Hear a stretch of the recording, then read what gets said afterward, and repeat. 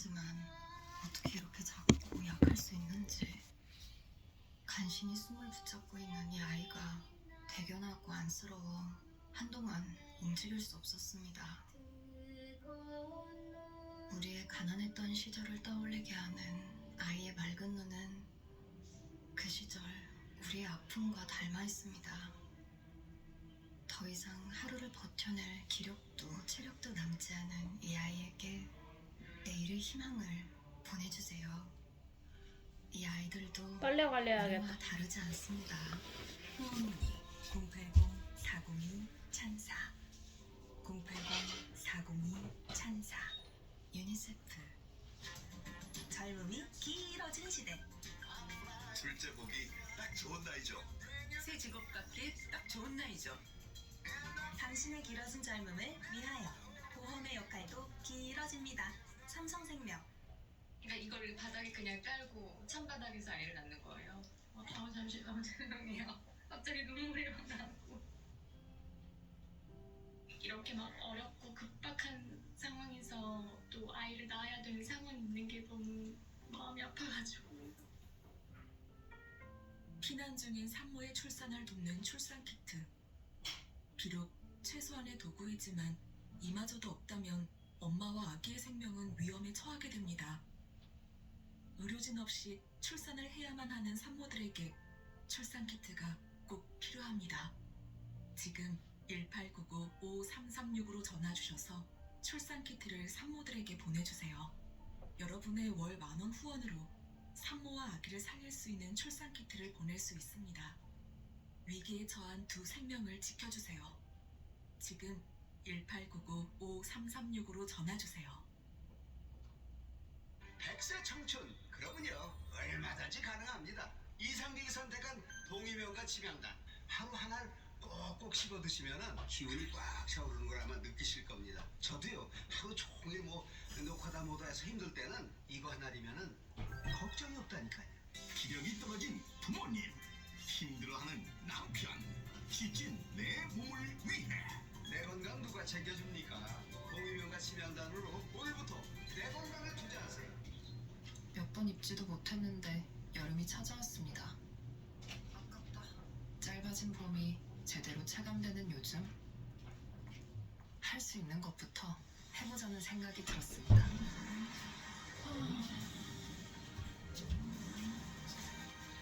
지금 3시야. 점심거 찍으려고 했는데 스타일을 포기할 순 없으니까. 뭐였더라? 당신만이 할 수 있는 일. 아 밖에 있었나? 여튼 10시 11시에 찍은 거 있지. 꾸밈 없는 시각으로 균형 있게 누구야? 벗길 바라는 마음. 누구야? 승원이? 그 오랜 바람으로 승원이 같은데 숨소리가? 그러네. 공익을 위한 나 뉴스 보면 안 될까? 바른 법으로 밝은 미래를 향해 힘들어? 쉬고 싶어? 쉬어야 되겠지 너. 이 방에선 받고 저 방에선 자고. 아니 왜? 그렇지. 3H. 딱 침실에서 척추지압을 뜨끈하게 꾹. 잠까지 바로 한 곳에서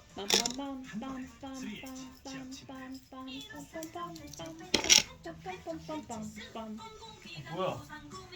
지금 찍고 있어. 아, 아니 네 찍은 건 아니야. 아까 찍혔어. 아 그래?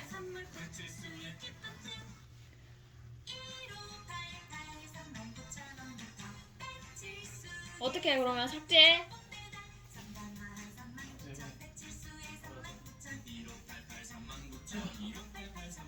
그냥 올릴래.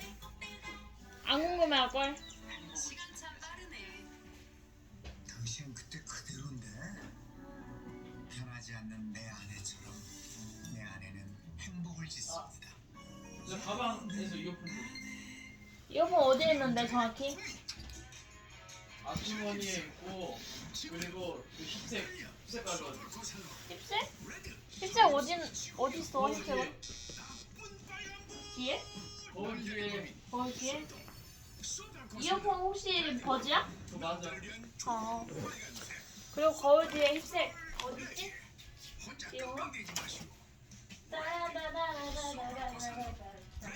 써버릴 것 같았어.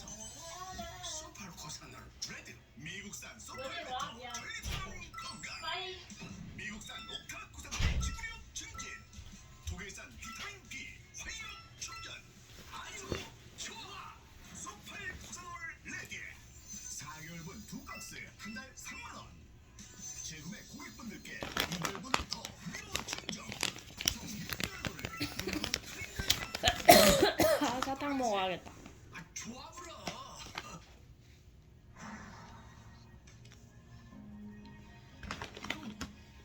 Do you still have a dream?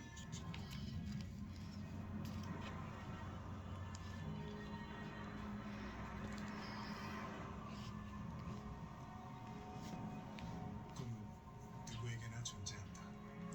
그리고 이루어져야 한다. For your desire, the Kia EV4. Kia, movement that inspires. 놀이공원에 사는 임수의 하루. 우리 집 앞에는 롤러코스터가 있다. 빠밤.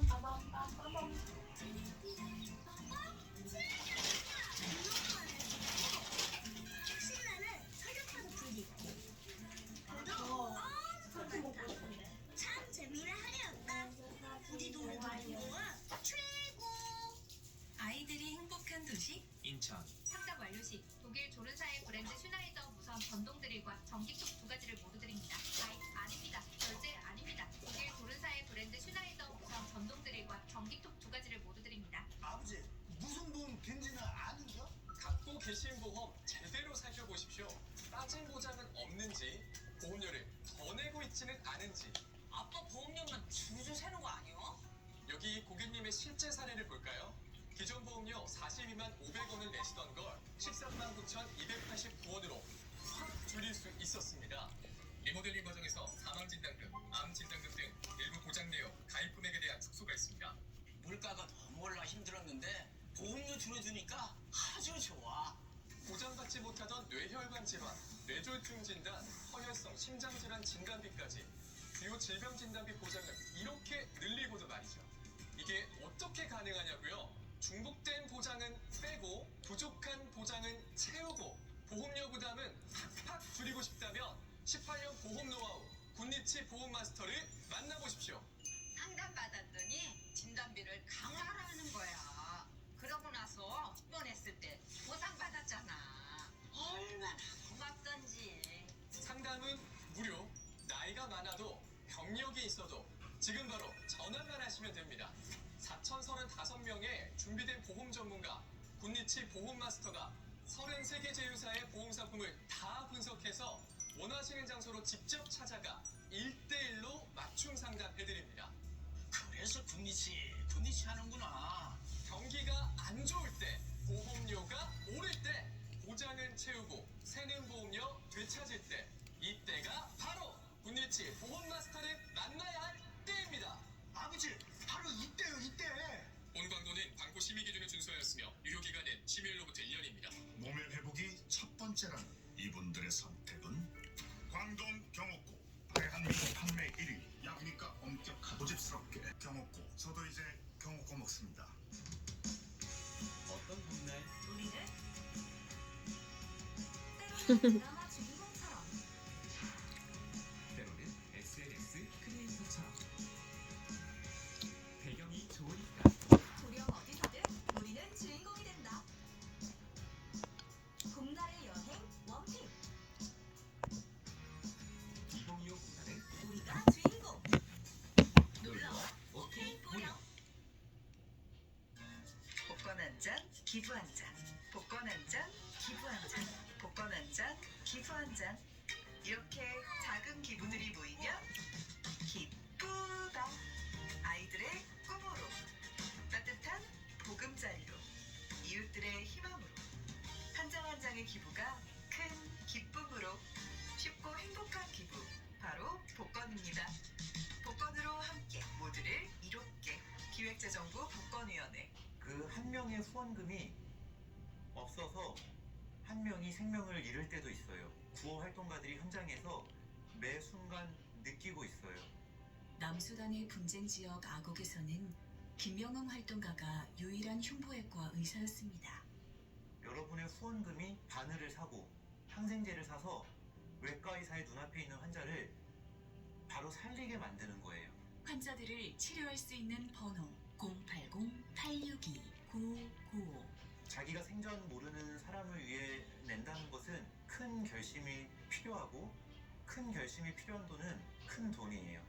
후원금이 없었다면 저 같은 사람이 그곳에 존재한다 할지라도 제 눈앞에 있는 환자를 살릴 수가 없어요. 여러분이 매달 내주시는 후원금은 직접적인 도움이 됩니다. 080-862-9595 진짜 관리했어야 되는데. 관절 건강 만기 전에 보건원과 함께하면 지금이 황금 관절기. 아직 쓸만한 줄 알았는데. 관절 건강 만기 전에 보건원과 함께하면 지금이 싱싱 관절기. 세월이 장사 없다더니 관절 건강 만기 전에 보건원과 함께하면 지금이 관절 전성기. 관절 건강에 좋은 보건원 프리미엄 골드.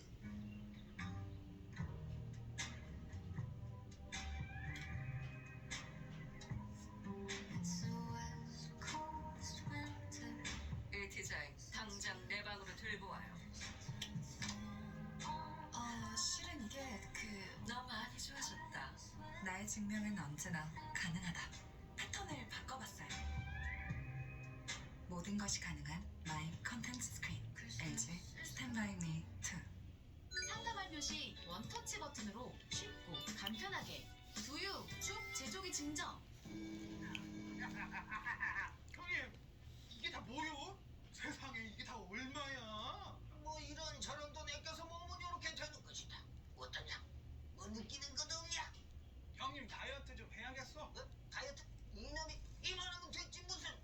뱃살 빼라는 게 아니라 보험료를 줄이라는 거요. 보험료 다이어트. 요즘 경기 불황으로 보험료 부담 느끼시는 분들 많으시죠? 그렇다고 힘들게 넣은 보험 무작정 해지하지 말고 군살부터 쫙 빼십시오. 처음 낼 때 5냐, 5년 후에 15냐, 10년 후에 30냐. 갱신할 때마다 신경 쓰이던 보험료. 여기도 보장, 저기도 보장.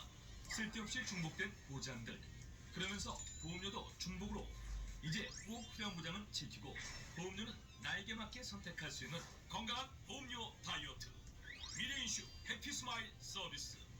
지금 전화만 주시면 여러분이 가입한 모든 보험의 보장과 보험료를 빠르게 점검, 부담 없이 전화 한 통화로 끝내는 보험료 다이어트. 미래인슈 해피스마일 서비스. 암보험은 진단비, 생활비까지 더. 아플 때 간병비 대신 간병인 보장.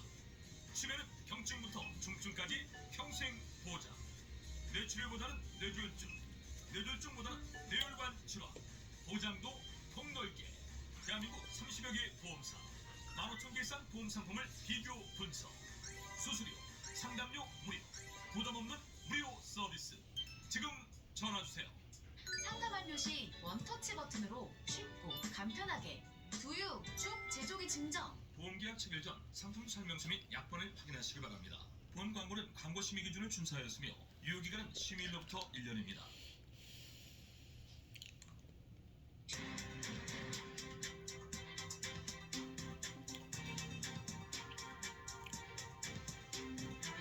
설거지 좀 할까? 이어서 뉴스온이 방송됩니다. 설거지 좀 해야겠다. 아닌가? 네. 안 해도 되겠지? 숟가락 모자란 것도 아니고 안 하고 싶어. 산마늘은 이른봄 식량이 부족할 때 울릉도 주민들의 명을 이어주었다고 해서 명이나물이란 이름이 붙었다고 하는데요. 섬유질이 많은 산마늘은 장운동을 도와 육류, 특히 돼지고기와 궁합이 잘 맞죠. 맛깔나는 쌈으로 활용되기도 하고 김치, 장아찌와 같은 방식으로 우리 입맛을 사로잡는데요. 산마늘에 있는 알리신 성분은 콜레스테롤 수치를 낮춰 각종 혈관 질환을 예방하고 한염, 항균, 면역 향상 기능을 갖춘 천연 자양 강장제로도 불리기도 합니다. 건강한 하루, 산마늘과 함께 어떠신가요? 식탁 위에 작은 변화, 건강한 먹거리는 재료에서부터 출발합니다. 열심히 일해도 손님은 없고 대출 상환은 어떻게 하지? 네, 신유빈 선수 끝까지 포기하지 않습니다. 소상공인 자영업자분들의 희망이 시작됩니다. 채무 부담 줄여주는 세출배기금으로 다시 시작하세요. 새로운 시작을 준비하는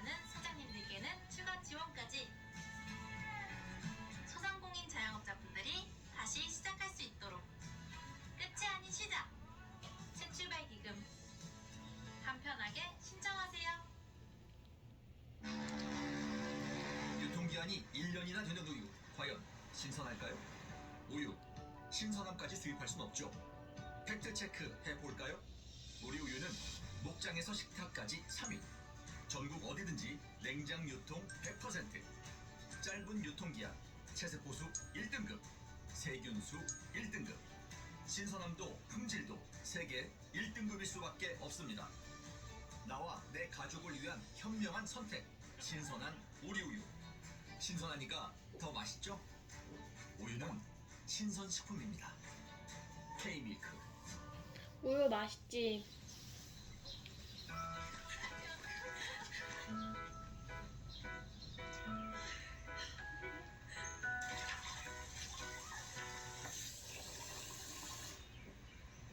물도 맛있지.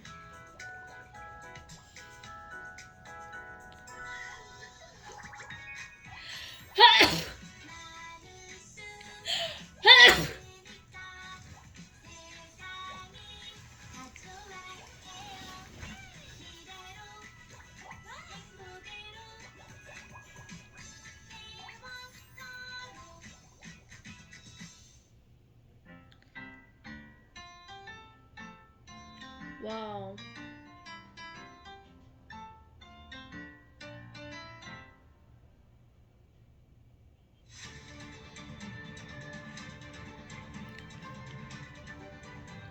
풀 좋아.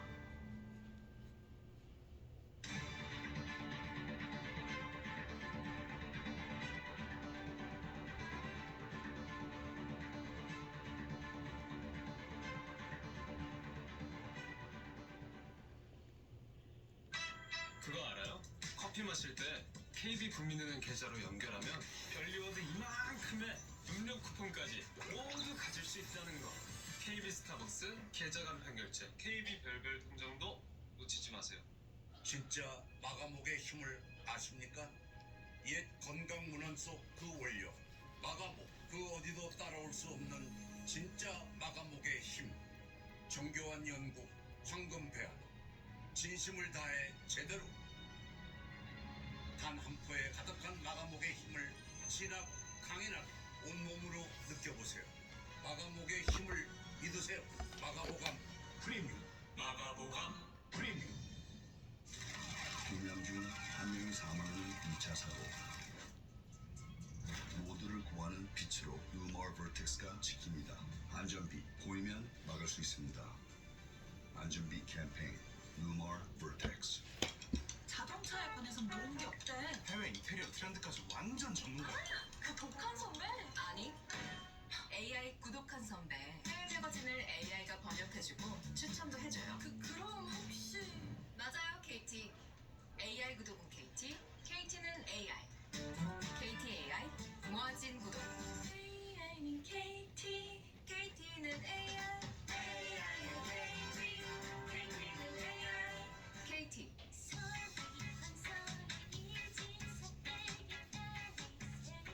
서희건설이 한결같은 고집으로 지역주택조합의 새로운 역사를 만들고 있습니다. 지난 10년 3만 세대의 조합원이 서희건설과 함께 내 집 마련의 꿈을 이루었습니다. 지금 서희건설과 함께 여러분의 꿈을 찾으세요. 프리미엄 라이프스타일 서희 스타일스.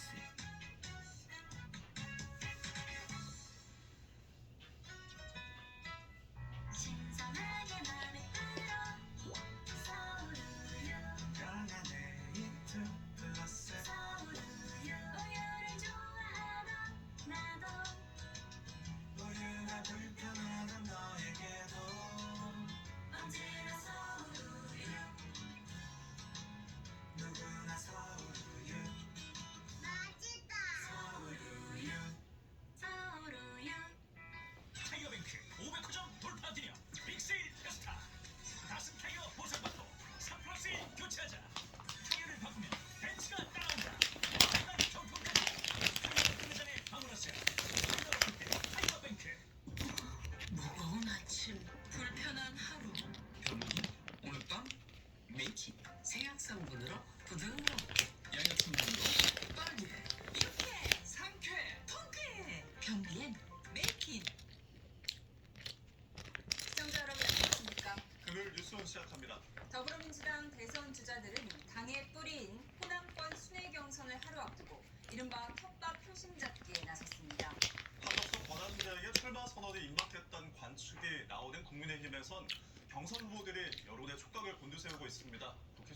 연결합니다. 황보혜경 기자. 네, 국회입니다. 네, 오늘 민주당 경선 주자들 일정부터 정리해 주시죠. 네, 민주당 경선은 내일 호남, 모레 수도권과 강원, 제주 경선의 끝으로 마무리됩니다.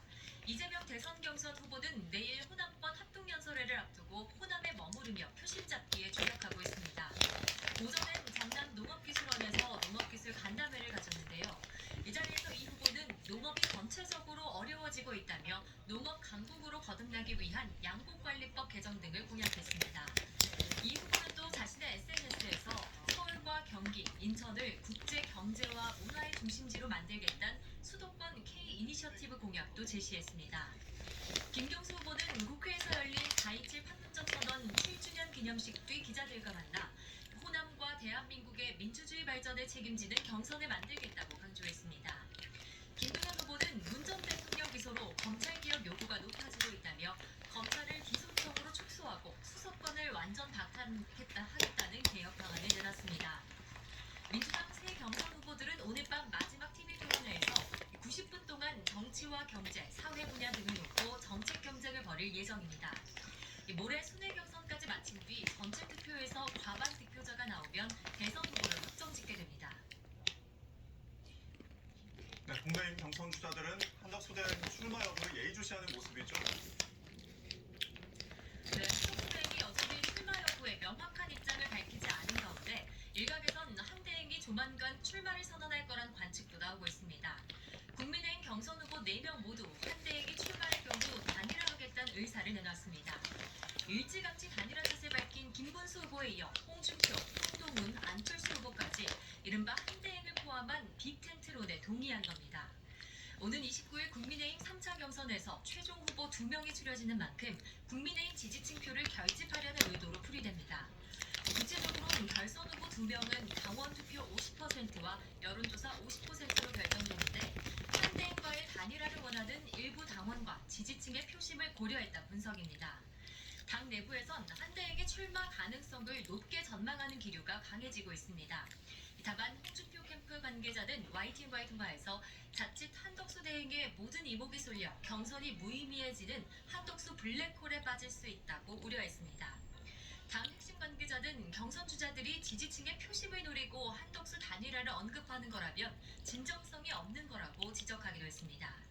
오늘 국민의힘 경선 후보자 1대1 마스 토론에선 서로를 토론 상대로 지목한 한동훈, 홍준표 후보가 맞붙습니다. 내일은 경선 후보들이 모두 참석하는 4자 토론이 열릴 예정입니다. 어제 검찰의 문재인 전 대통령 기소를 둘러싼 정치권 공방도 좀처럼 가라앉지 않고 있는데요. 문 전 대통령이 직접 입장을 밝혔다고요? 네, 우선 민주당 박찬대 당대표 직무대행은 최고위원회의에서 검찰이 대선을 불과 40일 앞두고 노골적인 정치 수사에 나섰다고 지적했습니다. 전 정권 표적 수사이자 민주당의 망신을 주려는 목적이라며 검찰 개혁 의지를 거듭 강조했습니다. 직접 들어보시겠습니다. 김건희와 윤석열 그리고 심우정 검찰총장의 흠 앞에서는 마냥 먼 산만 바라보다가 민주당에는 없는 제도 만들겠다는 속내를 감추지도 않습니다. 민주당은 기존 명태균 특검법에 건진법사 의혹까지 포함한 김건희 여사 특검법과 민주당을 공격하는 곳에는 오늘 다시 발의했습니다. 국민의힘 검찰이 권성동 있는 원내대표는 거구나. 원내대책회의에서 민주당이 검찰 수사를 무력화해 자신들의 범죄를 덮으려 한다고 맞섰습니다. 직접 들어보시겠습니다. 꼬였어. 민주당이 권력을 장악하려는 이유는 자신들의 범죄를 영원한 2차 사건으로 만들어보려는 것입니다. 문재인 정부는 통계 조작으로 국민을 속이고 매간매직으로 자식을 캥거루처럼 챙겼습니다. 이에 맞서 단호히 법치를 세우겠다며 이재명 후보의 사법 리스크도 정조준했습니다. 이영수 사무총장은 대법원이 이 후보 선거법 사건을 전원합의체에 회부하자 민주당이 불안을 감추지 못하고 있다면서 대법원은 정치적 외풍에 흔들리지 말고 사법 정의를 실천해야 한다고 촉구했습니다. 문재인 전 대통령은 4.27 판문점 선언 기념식 참석에 앞서 우원식 국회의장을 만나 검찰의 기소 자체도 부당하지만 정해진 방향대로 밀고 가는 느낌이라고 지적했습니다. 그러면서 개인적인 무고함을 밝히는 차원을 넘어 검찰의 정치화와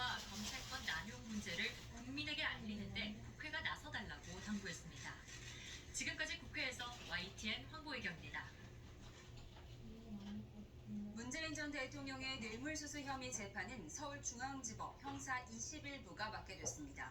검찰은 중소벤처기업진흥공단 이사장 자리에 이상직 전 의원을 임명하라고 지시한 혐의를 받는 조현옥 전 청와대 인사수석 재판에서 사건 병합을 요청했습니다. 취재기자 연결해서 자세히 알아보겠습니다. 권지수 기자, 문 전 대통령의 뇌물죄 사건을 심리할 재판부가 정해졌다고요? 네, 서울중앙지방법원은 오늘 문 전 대통령의 특정범죄 가중처벌법상 뇌물 혐의 사건을 형사합의 21부에 배당했습니다. 재판부가 배당된 만큼 조만간 본격적인 심리 절차에 들어갈 전망입니다. 앞서 검찰은 어제 문 전 대통령을 뇌물수수 혐의로 불구속 기소했습니다. 문 전 대통령의 사위였던 서모 씨가 이차항공 해외법인에서 받은 급여와 주거비 2억여 원이 문 전 대통령에 대한 뇌물에 해당한다고 봤습니다. 검찰은 이차항공 상업주의 나한테 뇌물 준 거 의원도 뇌물 맞나? 공여 등 혐의로 재판에 넘겼는데요. 다만 문 전 대통령의 딸인 가해 씨와 사위였던 서 씨에 대해서는 기소유예 처분을 내렸습니다. 아니었지. 네, 검찰은 문 전 대통령 사건을 조현옥 전 청와대 인사수석 사건과 병합해달라고 요청했다고요? 그렇습니다. 서울중앙지방법원에서 직권남용 권리행사 방해 혐의를 받는 조현옥 전 청와대 인사수석의 2차 공판기일이 열렸습니다. 검찰은 조 전 수석 사건과 문재인 전 대통령 뇌물 혐의 사건의 관련성이 크다며 병합을 요청했는데요. 직무 관련성 일부와 쟁점이 같고 똑같은 사실관계를 두고 증인과 증거물을 심리해야 하는 상황이라고 설명했습니다. 이에 재판부는 병합과 관련해 검찰이 의견서를 자세히 써서 제출할 경우 검토하고 관련 재판부와 협의해보겠다고 밝혔습니다. 만약 병합 요청이 받아들여질 경우에는 재판부 재배당이 진행될 가능성이 큽니다. 조 전 수석은 지난 2017년 이상직 전 민주당 국회의원을 중소벤처기업진흥공단 이사장으로 내정하기 위해 인사 담당자에게 채용 과정을 지원하라 지시한 혐의를 받습니다. 실제로 이 전 의원은 문재인 정부 출범 이후인 지난 2018년 3월 중진공 이사장 자리에 올랐습니다. 지금까지 사회부에서 YTN 권준수입니다.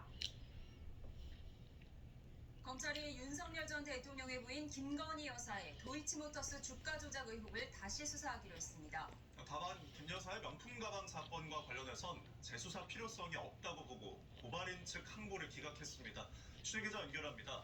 이경국 기자, 검찰이 김 여사 주가 조작 의혹을 다시 수사한다고요?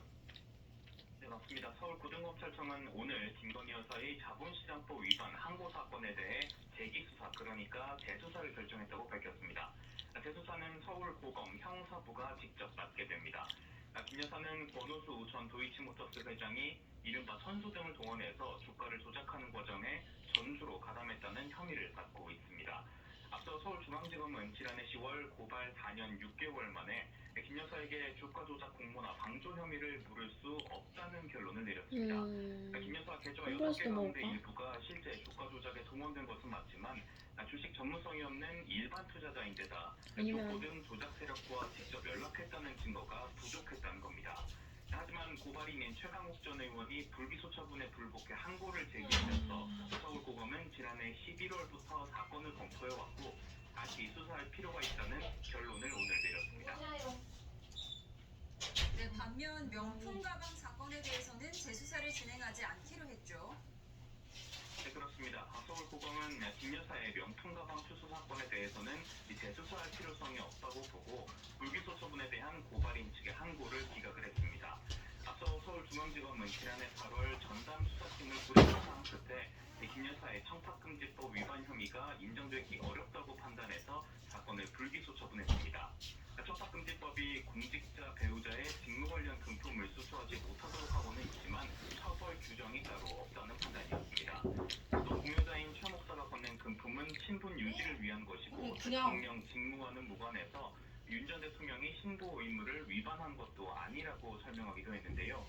고발인인 인터넷 매체 서울의 소리 측이 항고를 했지만 서울고검도 다시 같은 결론을 내린 것으로 보입니다. 이에 서울의 소리 백은종 대표는 항고 기각 결정문 내용을 검토한 뒤에 재항고하겠다는 입장을 밝힌 상태입니다. 지금까지 서울고검에서 전해드렸습니다.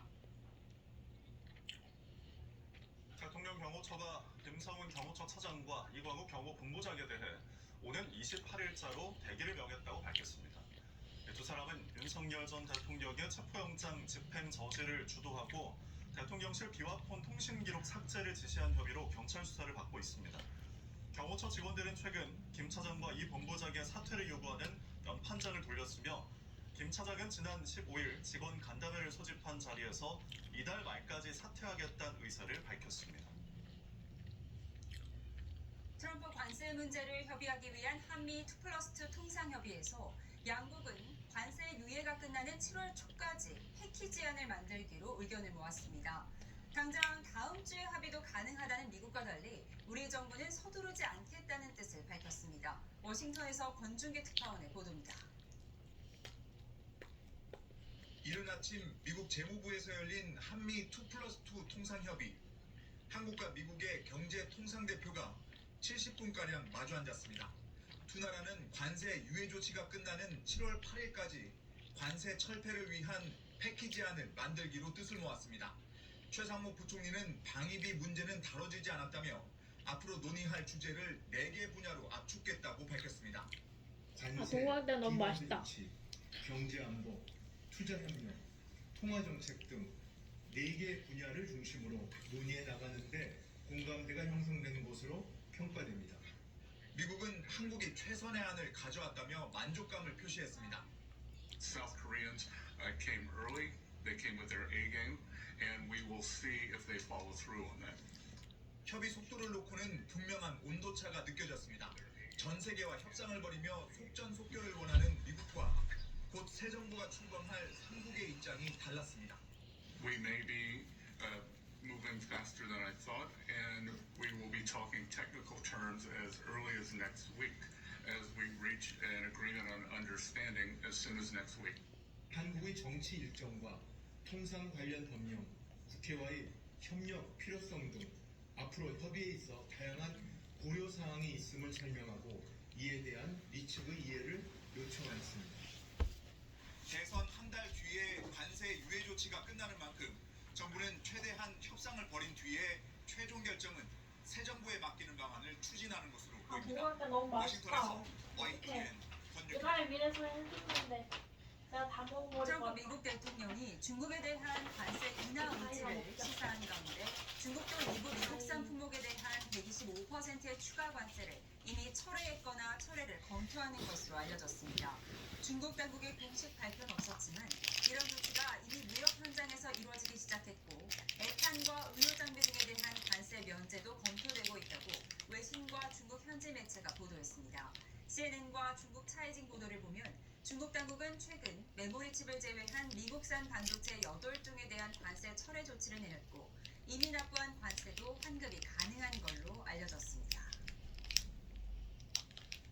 해킹 사고가 일어난 SK텔레콤이 2,300만 명 전 고객을 대상으로 무상으로 유심 교체를 지원하기로 했습니다. 정확한 피해 규모와 유출 내용이 아직 확인되지 않은 만큼 2차 피해를 예방하기 위한 근본적 대책이라는 취지입니다. 김태민 기자입니다. 고객 유심 정보 유출 사고 일주일 만에 SK텔레콤 대표와 임직원들이 공개석상에서 머리를 숙였습니다. 고객 여러분과 사회에 큰 불편과 심려를 끼쳐드린 점에 대해 진심으로 사과의 말씀을 드립니다. SK텔레콤 측은 이번 사고 수습을 위해 다음 주 월요일부터 2,300만 명 전 고객을 대상으로 유심 무상 교체를 지원하겠다고 밝혔습니다. 해킹 사고를 인지한 지난 18일 기준 가입자 가운데 교체를 희망하는 경우엔 전국 티월드 매장과 공항 로밍센터에서 유심을 교체받을 수 있습니다. SK텔레콤 통신망을 사용하는 알뜰폰 고객도 이번 지원 대상에 포함됐습니다. 또 이미 자비로 유심을 교체한 경우에는 비용을 환급하기로 했습니다. 앞서 SK텔레콤 측은 해킹 사고가 알려진 직후 유심 도용을 막을 수 있는 유심보호 서비스 가입을 안내하고 비정상 인증 시도 차단도 강화했습니다. 하지만 정확한 유출 규모와 내용 등이 파악되지 않으며 고객 불안이 공화당 먹고 싶다. 결국 유심 무상 어떻게 교체를 먹을까? 결정했습니다. 고객들께서 생각하고 계시는 어떤 불안감을 최종 해소한다는 측면에서 저희가 이제 추가 선택지를 드린 걸로 유출로 추정되는 것과 관련해서는 일단 유심 교체가 근본적인 대책이라고 저희는 보고 있습니다. 지금 말씀. 계란, 일단 계란도 너무 맛있고. 시스템을 완전히 정리했으며 또 다른 해킹 흔적은 없었다고 설명했습니다. 계란 너무 맛있잖아. 하지만 유출 정보를 이용한 2차 피해 사례가 아직 드러나지 않은 만큼 이번 사태 후유증은 가늠하기 어려운 상황입니다. 이에 따라 민관합동조사단의 최종 결과가 나올 때까지 파장은 당분간 이어질 전망입니다. YTN 김태민입니다. 음주병 소지 사건으로 구속 상태에서 재판에 넘겨진 가수 김호중 씨가 항소심에서도 2년 6개월을 선고받았습니다. 2심 재판부는 김 씨의 죄질이 불량하고 사고 후 정황도 좋지 않다며 원심과 같은 판결을 유지했습니다. 취재기자 연결합니다. 차정현 기자, 자세한 내용 전해주시죠. 네, 오늘 오후 2시 위험 운전치상 등의 혐의를 받는 가수 김호중 씨에 대한 항소심 선고일이 진행됐습니다. 2심 재판부는 김 씨 측과 검사의 항소를 모두 기각하고 1심과 마찬가지로 징역 2년 6개월을 선고했습니다. 재판부는 실제 운전자가 김 씨로 밝혀진 이후에도 차량 블랙박스 증거를 적극적으로 없애려 하는 등 김 씨의 죄질이 불량하다고 말했습니다. 다만 교통사고가 할의된 점이나 피고인이 초범이고 중한 전과가 없는 점을 고려하면 원심이 판단한 형량이 합리적인 범위를 벗어났다고 보기 어렵다고 덧붙였습니다. 재판부는 또 사건 당일 김 씨가 섭취한 음주량이 상당해 보이고 단순히 휴대전화 조작으로 사고를 냈다고 볼 수 없다며 운전이 불가능할 정도로 술을 마시지 않았다는 김 씨의 주장도 받아들이지 않았습니다. 앞서 김 씨는 지난해 5월 서울 강남 압구정에서 술을 마시고 운전을 하다 중앙선을 넘어 맞은편 택시와 부딪히자 현장에서 도주했습니다. 이후 사고를 은폐하기 위해 운전자 바꿔치기를 시도하는 등의 혐의로 구속 상태에서 재판에 넘겨졌습니다. 앞서 1심 재판부는 김 씨가 택시를 들이받아 인적, 물적 손해를 발생시켰는데도 무책임하게 도주했다며 김 씨에게 징역 2년 6개월을 선고했습니다. 김 씨는 지난달 열린 항소심 결심 공판에서 선처를 호소하고 최근 법원에 반성문을 추가 제출하기로 했는데 이번 항소심에서 감형을 받지 못하기로 했습니다. 지금까지 사회부에서 전해드렸습니다. 신안산선 광명 구간 지하터널 붕괴 사고와 관련해 경찰과 고용노동부가 시공사 등에 대한 압수수색을 벌이고 있습니다. 수사 전담팀은 확보한 자료를 바탕으로 사고 원인 조사에 속도를 낼 것으로 보이는데요. 사회부 취재기자 연결해서 자세한 내용 알아보겠습니다. 이현정 기자, 압수수색 대상이 어딘가요? 네, 경찰과 고용노동부는 오늘 오전 9시부터 시공사인 포스코 ENC 본사와 현장 사무실 그리고 감리업체 등 모두 7개 업체 9곳에 대해 압수수색을 진행하고 있습니다. 경기남부경찰청 신안산선 공사장 붕괴 사고 전담팀의 수사관 60여 명과 고용노동부 성남지청 근로감독관 등 모두 90여 명이 투입됐습니다. 경찰과 노동당국은 압수수색을 통해 터널 붕괴 원인과 안전수칙 준수 여부를 살필 수 있는 자료를 확보할 방침입니다. 경찰은 지금까지 공사 현장 총괄과 안전관리 등을 담당한 관계자 3명을 업무상 과실치사상 혐의로 입건해 조사하고 있습니다. 지난 11일 경기 광명시 일직동 신안산성 구간에서 붕괴 사고가 났습니다. 당시 굴착기 기사는 13시간 만에 구조됐지만 근로자 1명은 숨진 채 발견됐습니다. 이런 가운데 부실 시공 의혹도 계속 불거지고 있죠.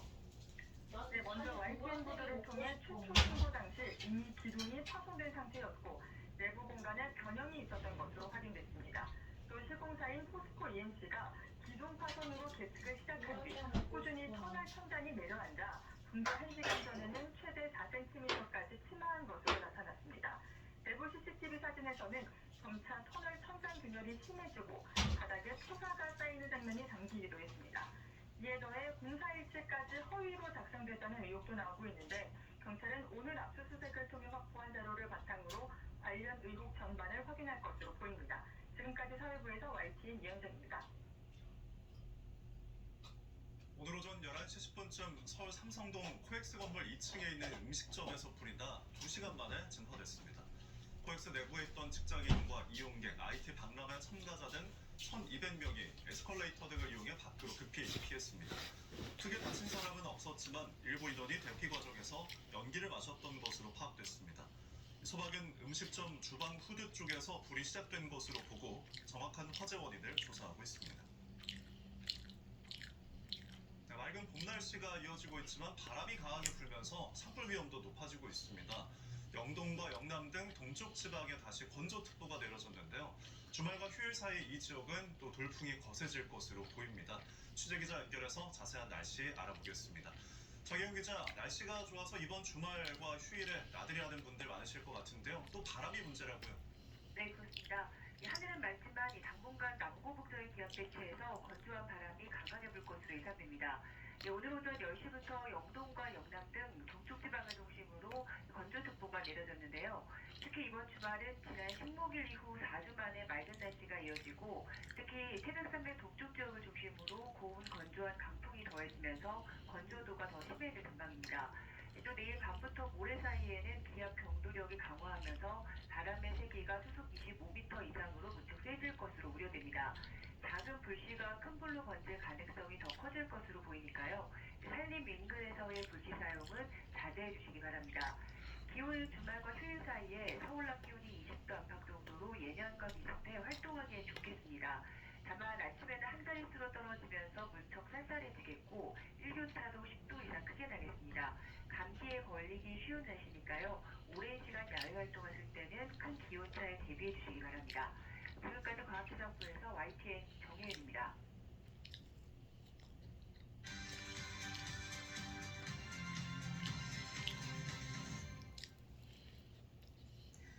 정책 겉과 속을 들여다보는 정치훈 시작합니다. 김상일 정치평론가, 강전의 국민의힘 대변인과 함께하겠습니다. 두 분 어서 오세요. 안녕하세요. 네, 6.3 조기 대선이 39일 남았습니다. 보수 진영의 빅텐트 요구가 커지는 가운데 한덕수 권한대행이 다음 주쯤에 대선 출마를 선언할 가능성이 크다는 전망이 나오고 있습니다. 영상으로 확인하시죠.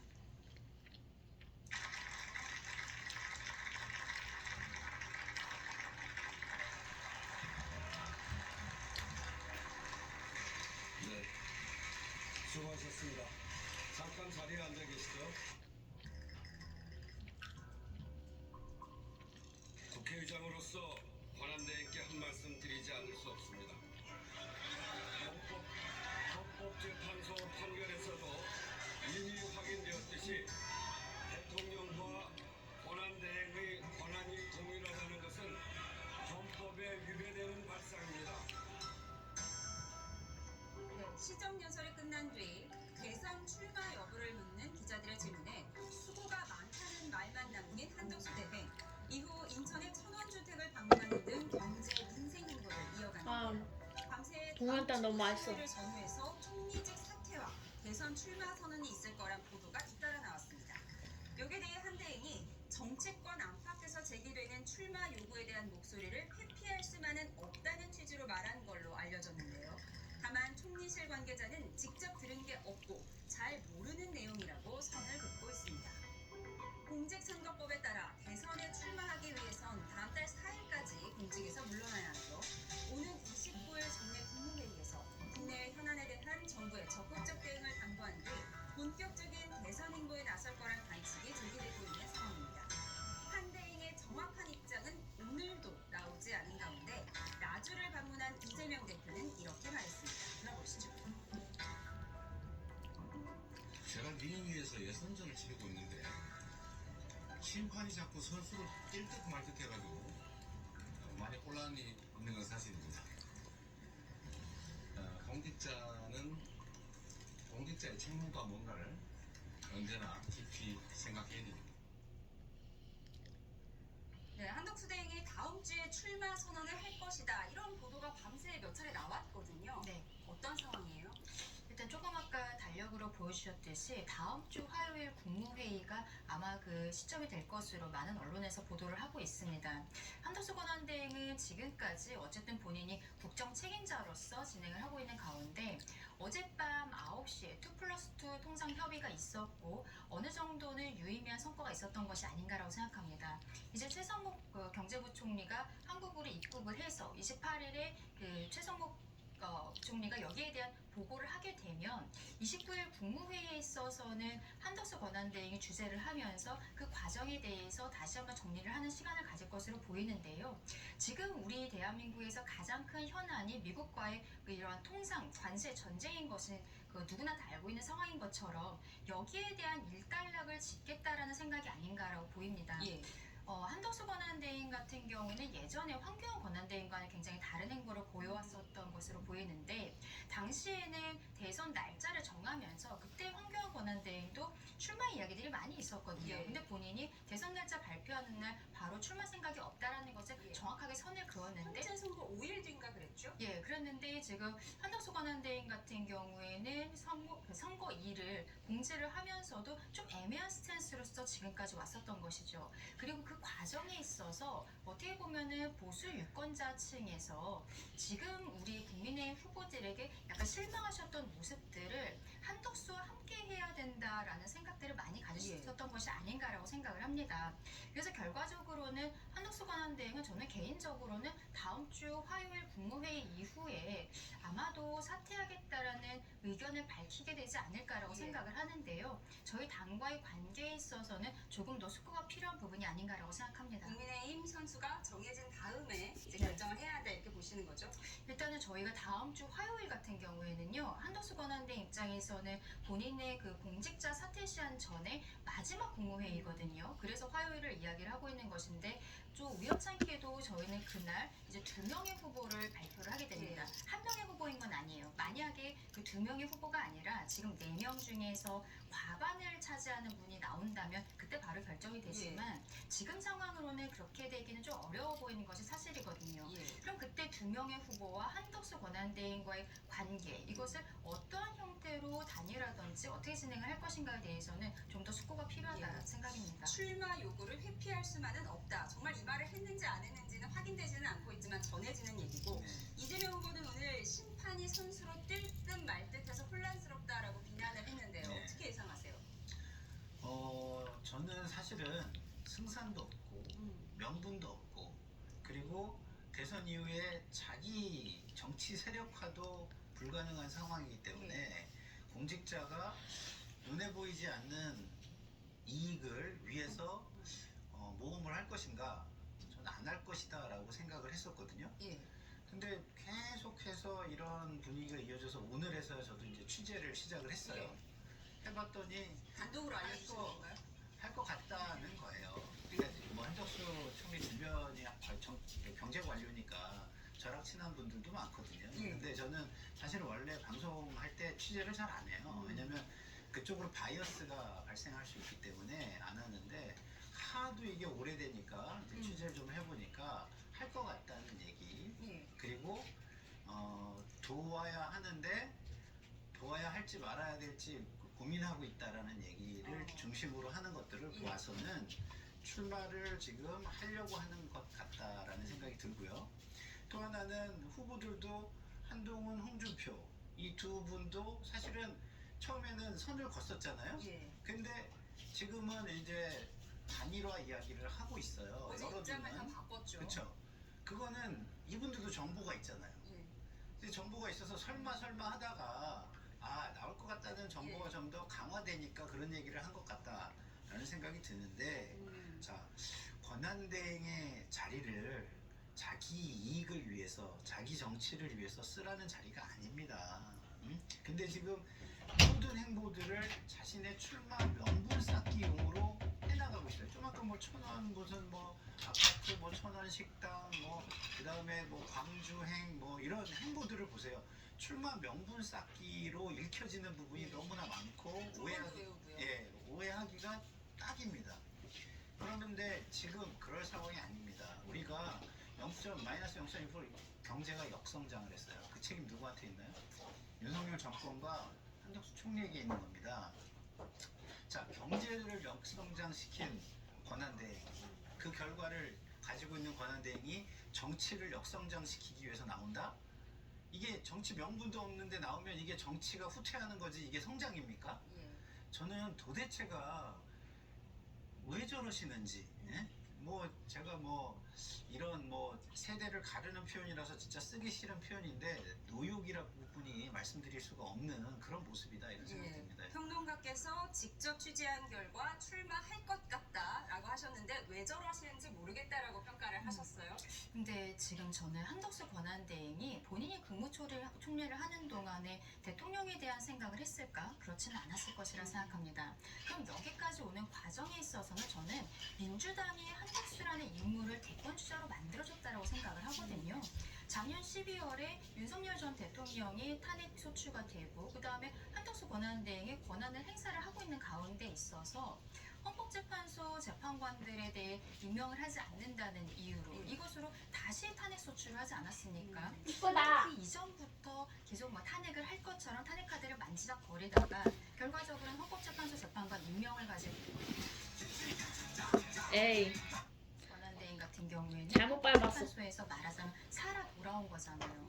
그러면은 명분에 있어서 내란 동조 세력이라는 것은 당시에 좀 떼어냈다라고 볼 수 있는 것이 아닌가. 그리고 민주당으로부터 이렇게 핍박을 당했고 그리고 민주당이 어떤 줄탄핵, 특검 정부 이런 것들의 피해자라는 인식도 우리 국민들께 생겼다라는 것이죠. 민주당이 저희에게 많은 대권 주자를 만들어줬어요. 사실 생각해보면은 한동훈 전 대표 같은 경우에도 법무부 장관 시절에 민주당 의원들 설정 이런 것들로 대통령 후보까지 지금 만들어줬다고 생각을 하고 김문수 후보도 마찬가지입니다. 작년 12월에 민주당이 국회에서 국무위원들 다 일어나서 사과하라 이런 좀 뭐랄까요 억지스러운 퍼포먼스를 하면서 그때 김문수 장관이 일어나지 않았기 때문에 지금 이 자리까지 왔던 것이거든요. 거슬러 올라가 보면은 윤석열 전 대통령도 민주당 측에서 특히 추미애 의원이 만들어줬던 것이 아닌가라는 생각이 드는 부분들이 있습니다. 물론 저희도 저희 내부적으로 후보들을 만들어가야 되는 부분들 이런 것들이 있지만 지금 한덕수 권한대행에 대해서 문제 제기하고 또 진성준 정책위의장 같은 경우에는 재탄핵 이야기도 하고 있거든요. 이렇게 한덕수 때리기가 한덕수를 더 크게 만들고 있다라고 말씀드리고 싶습니다. 아니 근데 저는 한덕수를 띄워주는 게 과연 국민의힘에 도움이 된다라는 그 판단을 저는 어떻게 하시는지 모르겠어요. 결국 한덕수 총리가 나오면 이기기 어려워요. 제가 볼 때는. 왜냐면 한덕수 총리를 처음에 정치권에서 나오도록 압박을 한 이유는 간단합니다. 비정치적 이미지 때문이에요. 비정치적. 그러면은 비정치적인 사람들 속에서 인기가 발생해가지고 지지가 발생해가지고 그 다음에 정당이 거기 붙어서 지지를 해야 승리로 가는 거거든요. 근데 지금 한덕수 권한대행의 모습은 그게 아니에요. 강성 지지층을 중심으로 지금 옹립을 하고 있는 겁니다. 그러면 비정치적 이미지는 다 까먹고 있는 거예요. 그래서 민주당이 김문수와 한덕수를 만들었다. 지금의 그 모습으로 띄워줬다. 지금까지는 띄워줬겠죠.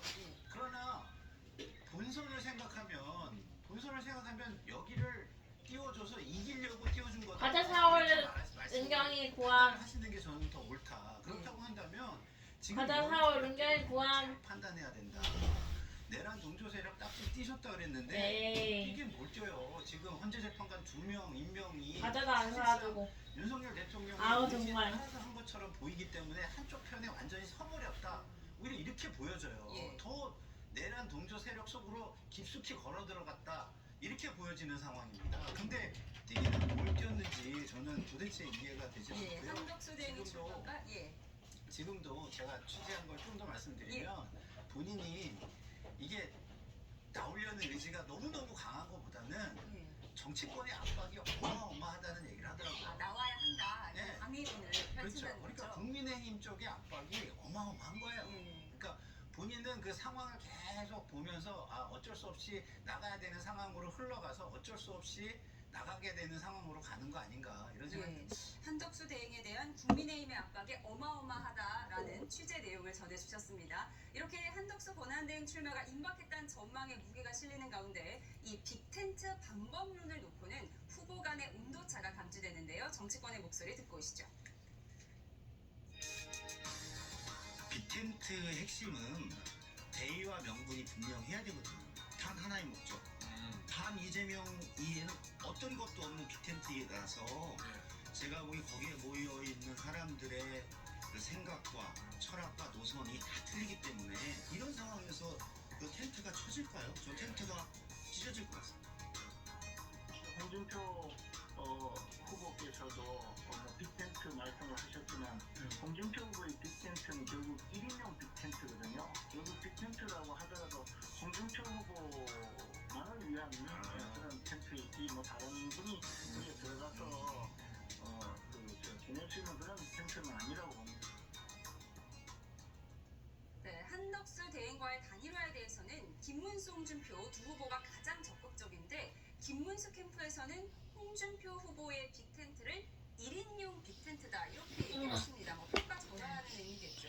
지금 김문수 캠프, 홍준표 캠프가 조금 4분 후에 카톡 걸어야겠네. 처음부터 그랬던 거는 아니죠. 초반에는 이제 한덕수 차출론, 대망론 이런 것들이 나왔을 때는 저희 당에서도 지도부에서 경선부터 같이 해야 된다라고 말씀을 드렸었는데 결국에는 경선에는 참여를 하지 않으셨고 그러면은 저희 입장에서는 당내 경선에 어떤 흥행에 빨간불이 들어오는 것이 아니냐 많이 우려가 되었던 것도 사실입니다.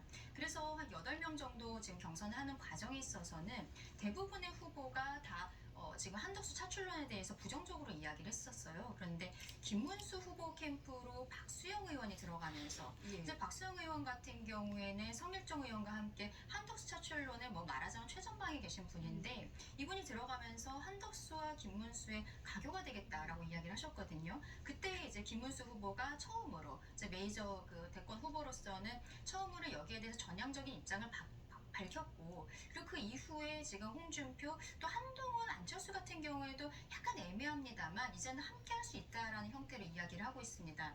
저는 이것이 한덕수 권한대행이 출마를 할 수 있다라는 것에 대해서 이제는 어느 정도 기정사실로 받아들이면서 어떻게 보면은 후보들 개개인이 지금까지는 우리가 뭐 국민의힘의 내가 최종 후보가 되어도 뭐 시간과 돈과 노력을 들였는데 이 자리를 한덕수에게 헌납을 하는 것이 아니냐라는 이야기들이 있었다면 지금은 1대1로 붙었을 때 어느 정도 또 자신감이 생긴 것이 아닌가라는 생각도 들거든요. 조금 더 지켜봐야겠습니다만 저희 후보들이 지금 토론 과정에 있어서도 점점 이제 레벨업이 되는 것이 보여주고 있기 때문에 향후의 진행 과정을 조금 더 생각해봐야 될 것으로 보입니다. 안철수 후보조차도 어느 구름에서 비가 내릴지 모르기 때문에 단일화에 긍정적인 쪽으로 마음을 바꾸고 있는 상황인데 이재명 캠프에서는 그런 이렇게 얘기를 했대요. 글쎄요, 저는 찢어질 것이다 이런 표현과 다르게 숙박용 텐트라고 얘기를 했거든요. 이게 그 텐트라는 게 이게 어떤 목표를 향해서 가기 위해서 진군용 그 텐트여야 돼요. 그러니까 막사를 하고 거기에 쉬었다가 또 진군하고 하는 진군용 텐트여야 되는데 이게 갈 길이 아까 뭐 정체성, 철학 이런 얘기를 했지만 갈 길이 없어요. 그 길이 같은 길이 없는데 어떻게 갑니까? 네? 그러면은 서로 다른 방향으로 가려다가 텐트가 찢어질 수도 있겠지만 제가 볼 때는 다른 방향으로 가기도 쉽지 않은 상황이라 결국은 숙박용 텐트가 되지 않겠느냐 이런 생각이 듭니다. 왜? 기본적으로 국민들이요. 이전 그 윤석열 정권의 책임 부분을 인정하지 않으면 그 분들이 얘기하는 거에 귀나 눈이 가지 않습니다. 책임도 과거의 책임은 책임도 지지 않으면서 미래 내가 할게 라고 자임을 한다면 누가 그분들에게 똑같은 잘못을 하라고 기회를 주겠습니까? 그건 안 됩니다. 그렇기 때문에 지금 제가 한덕수, 뭐 김문수, 홍준표 등등 이런 분들에게 칵테일인데 국민들에게 기본적인 요 정도만 남아있어요. 보이시나요? 이전하고는 다르게 가겠구나 이만큼. 라는 신뢰가 있어야 말이 들리는 이만큼만 거지. 남아있어요. 이분들이 나와가지고 어떻게 앞으로 나아갈 수 있겠습니까? 절대 나갈 수 없다는 말씀을 드리고요. 그런 측면에서 볼 때 텐트가 찢어질 수도 있겠고 아니면 그냥 거기 들어가서 그냥 주무시다가 끝날 거 아닌가 이런 생각이 듭니다. 네, 빅텐트가 될지 숙박용 텐트가 될지 텐트가 찢어질지 한덕수 대행의 입에 관심이 쏠려있는 이 상황에서 4강에 오른 국민의힘 후보 4명이 1대1 맞수 토론을 진행하고 있습니다. 오늘은 한동훈, 홍준표 후보의 토론 순서인데요. 어제는 김문수, 한동훈 후보의 토론에서 눈에 넣어도 안 아플 후배가 어떻게 대통령 탄핵에 나설 수 있었느냐는 말이 여러 차례 나왔습니다. 몇 번 언급됐을까요? 영상으로 확인해 보시죠.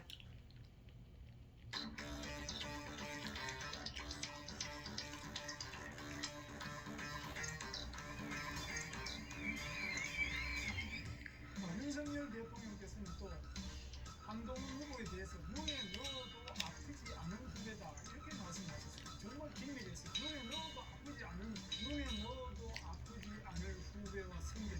아름다웠고 정말 눈에 넣어도 아프지 않을 이 관계가 윤석열 대통령께서 이 눈에 넣어도 아프지 않은 후배를 법무부 장관도 시켜드렸고 제가 만약 한동훈 대표님처럼 대통령과 그렇게 긴밀한 눈에 넣어도 아프지 않은 관계였다면 제가 몰랐는데 어떻게 봤죠? 아니 그러면 왜 모르냐고. 눈에 넣어도 아프지 않은 후배가 왜 그 대통령이 이 계엄설파한테 당대표가 그걸 모르면 되겠어요? 제가 눈에 넣어도 아프지 않은 후배가 아닌지는 몇 년 됐잖아요.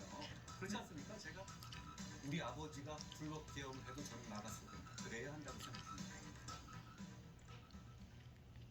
네, 눈에 넣어도 안 아플 후배라는 말을 7번 했네요. 네, 맞습니다. 김문수 후보 입장에서는 한동훈 후보에 대해서 배신자 이미지라든지 그런 것들을 좀 강조하기 위한 표현이 아니었나 싶은데요. 그러니까 한동훈 후보 입장에서는 본인의 어떤 개인적인 그런 관계는 과거에 끝난 것을 전 국민이 다 알고 있지 않느냐라고 받아친 것으로 보입니다. 결과적으로는 저희 이야기를 하면서 하고 싶었던 이야기는 탄핵에 대한 서로 간의 입장, 비상계엄에 대한 입장이라든지 그리고 당이 앞으로 어떻게 쇄신해야 될 것인가가 사실상은 가장 중심이 되어야 되는 이야기인데 지금 언론에서 눈에 넣어도 아프지 않을 저 부분만 지금 떼서 이야기해 주신 것은 조금 아쉽다라고 저희 당에서는 말씀드리고 싶습니다. 어쨌든 과정에 있어서 윤석열 전 대통령과의 관계는 저희가 이번에 대선에서 승리하는 것도 물론 중요하지만 국민의힘이라는 당이 지속 가능성이 있어야 되고 그리고 어떻게 쇄신할 것인가를 보여드리기 위해서는 윤석열 전 대통령과의 관계 설정이 저는 굉장히 중요하다고 생각하거든요. 그러면 지금 토론 과정에 있어서 그러한 이야기들 이번 4강 토론은 탄핵에 찬성한 후보들끼리 그리고 반대한 후보들끼리는 짝지어진 것이 없습니다. 다 크로스가 되어 있어서 저런 이야기들이 계속 많이 나오고 있거든요. 저는 이것이 굉장히 건강한 토론이라고 생각을 하고 또 저희 어저께 그 여의도 연구원장인 윤희숙 원장이 당 정강 정책에 대한 영상이 이제 나온 것이 있는데요. 여기에 있어서도 윤석열 대통령과의 관계에 있어서 국민들께 사과하는 메시지들이 나갔습니다. 여기에 대해 저희 당 차원에서 그리고 후보들 차원에서도 점점 우리 당원들을 설득하고 하나로 모아가는 지금 그 시기를 보내고 있다라고 말씀드리고 싶습니다. 한동훈 후보는 눈에 넣어도 안 아픈 후배가 아닌 지는 오래됐다. 그리고 아버지가 계엄을 했어도 막았을 것이고 형제가 계엄했어도 막았을 것이다. 이렇게 강조를 했습니다. 예. 자, 사적인 관계와 공적인 관계를 혼동한다면 공인이 될 자격이 없는 겁니다. 자, 눈에 넣어도 아프지 않을 후배는 사적인 관계예요. 공적인 관계에서 그런 게 있을 수 있습니까? 이게 국민의 세금으로 만들어진 자리이자 모든 공공재입니다. 그거를 어떤 사적인 관계에 의해서 의사결정을 해야 한다라고 지금 김문수 후보는 이야기하고 있는 거예요. 그러니까 마치 홍준표 후보가 과거에 김건희 여사에 대해서 윤석열 전 대통령이 부인을 지키려고 하는 모습이 상남자다 이렇게 얘기했는데 그럴 거면 공직에 나오면 안 되죠. 예?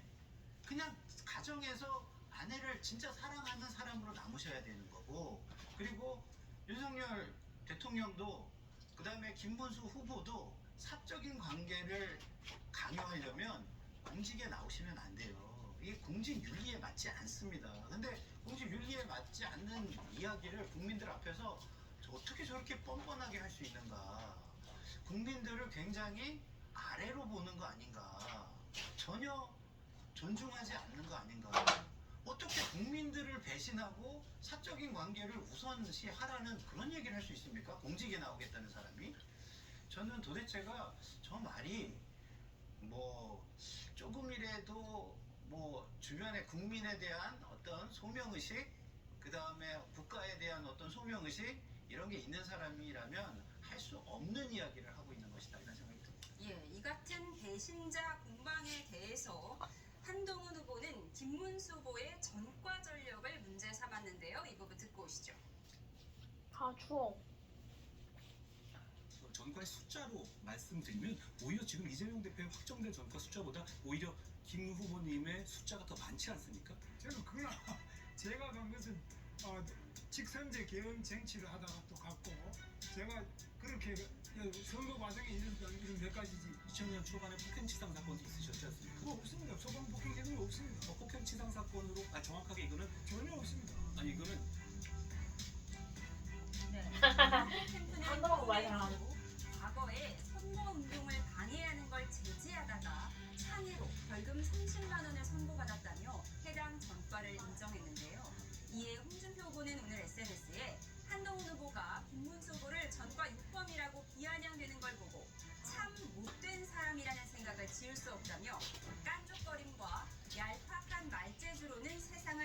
수 없다고 비판했습니다.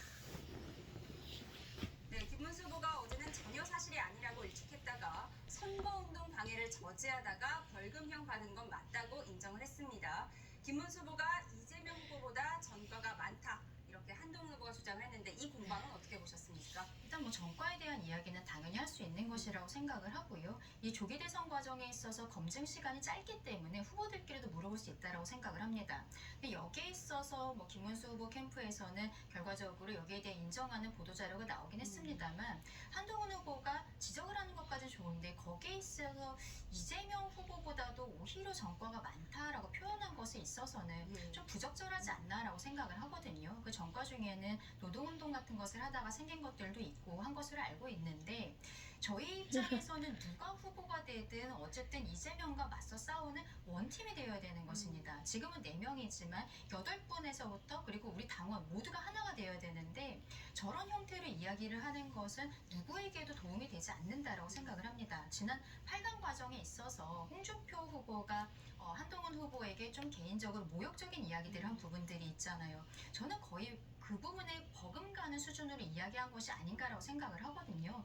저희 당내 경선 과정에 있어서는 서로에 대해서 조금 더 존중하는 모습을 보였으면 좋겠다라고 생각합니다. 예.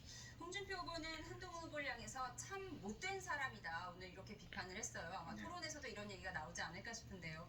저는 국민의힘 쪽에서 나오는 평가들이 좀 이해가 되지 않아요. 아니, 이재명 전 당대표 할 때는 뭐 잡범이니 뭐 이런 얘기 얼마나 많이 했습니까? 근데 자기들끼리는 그런 얘기를 하면 안 되면서 왜 남한테는 하는지 일단은 잘 모르겠고요. 이게 적절하냐 부적절하냐는 사람마다 좀 다르게 볼 겁니다. 왜냐면 이게 공적인 인물을 뽑는 거기 때문에 그 사람의 판단의 근거가 되는 정보들은 저는 얼마든지 이야기할 수 있다고 생각을 해요. 뭐 그것을 갖다가 지나치게 공격적으로 했느냐 안 했느냐가 이게 나에게 캠페인으로서 도움이 되는 캠페인이냐 아니냐 깐족거리는 거는 저것의 적절성 여부를 나경원 그 원하는 세력들 저는 있잖아. 좀 그 맞지 않다, 이런 드럼통 생각이 얘기하는 사람들.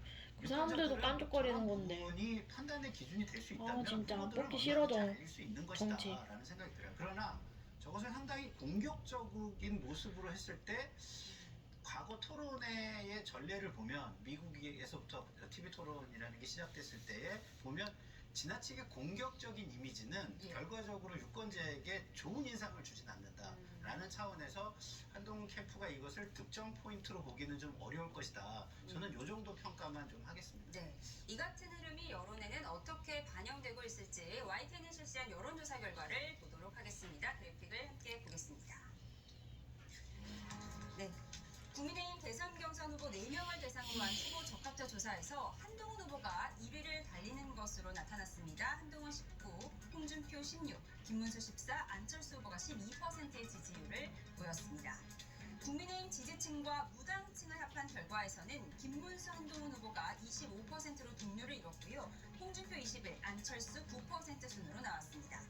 가상 3자 대결에서는 더불어민주당 이재명 경선 후보가 48에서 49%로 국민의힘 후보들보다 최소 20%포인트에서 유튜브도 말이야. 20%포인트까지 유튜브 댓글이나 뭐 저기 실시간 채팅들 보면은 진짜 보수들 찬양하는 사람들 많던데. 징그러. 7%를 보여서 국민의힘 홍준표 후보와 함께 이제 가장 끊어졌네. 적은 20%포인트 격차를 이제 끊어야지. 했습니다.